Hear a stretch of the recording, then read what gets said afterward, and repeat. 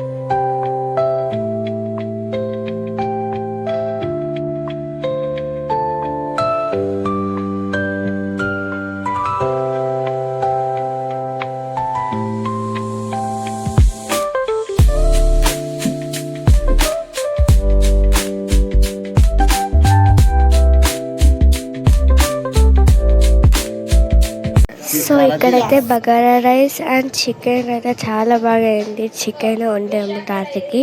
And ఇక్కడ మజ్జిగ. ఇక్కడ అందరూ మంచిగా తింటున్నారు. సో మనమైతే మస్తు ఎంజాయ్ చేసినాం అనమాట సంగీత్లో. సో తిన్నాక